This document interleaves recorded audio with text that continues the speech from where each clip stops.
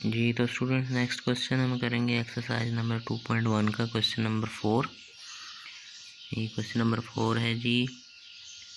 Factorise करें x³ + y - xy - x।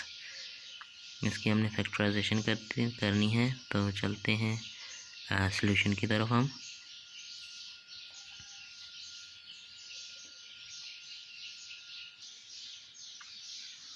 जी तो students मैंने आपके लिए क्वेश्चन लिख लिया है यहाँ पे। x³ + y - xy - x, इसकी हम फैक्टराइजेशन करेंगे। तो चलें जी स्टार्ट करते हैं।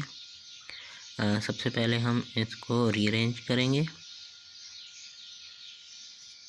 और रीअरेंज करके हम इसको लिखेंगे x³ - x - xy + y, यानी कि इस x को हमने इस x³ के साथ लिख लिया और इस y को हमने इस -xy के साथ लिख लिया यहाँ पे। अब देखते हैं इनसे कोई चीज़ कॉमन है तो वो हम कॉमन ले लेंगे।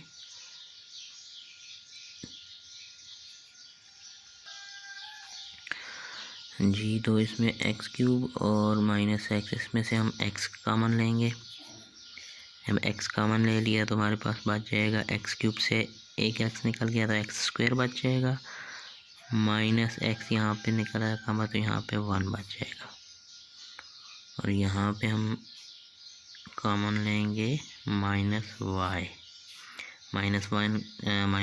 कॉमन ले लिया तो यहाँ पे +x बच जाएगा, यानी कि x, और यहाँ पे -1 बच जाएगा बाकी। ये देखें, इसको अगर मल्टीप्लाई करें -y × x - xy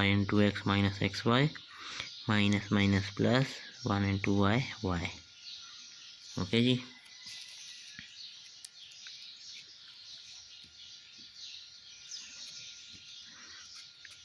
अब नेक्स्ट स्टेप हम देखते हैं जी। अब x को इसी तरह लिख लेंगे और ये जो ब्रैकेट के अंदर है x² - 1, इसको हम लिख लेंगे स्क्वायर की फॉर्म में। ये हो जाएगा x², ये हो जाएगा 1² -y × x - 1।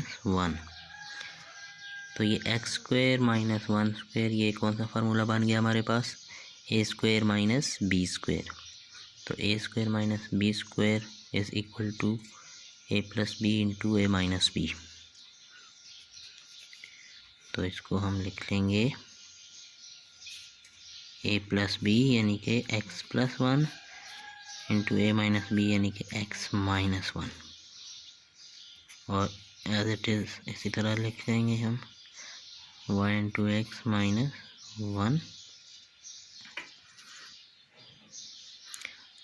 अब ये देखें जी, ये दो टर्म्स हैं हमारे पास, इनमें से हम x - 1 को कॉमन निकालेंगे। x - 1 यहाँ पे भी है और इसमें भी है, इन दोनों में कॉमन है।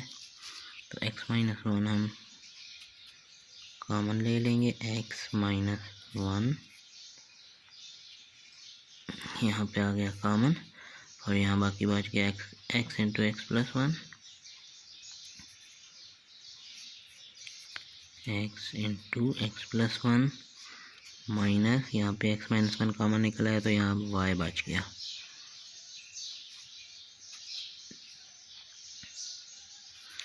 x - 1, अब इस x को मल्टीप्लाई कर देंगे, ये बन जाएगा x² + x - y। ये हमारा आंसर आ गया x - 1 × x² + x - y।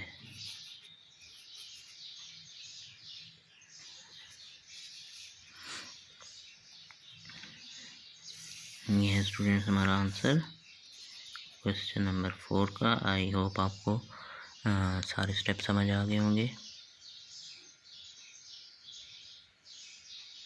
Thank you.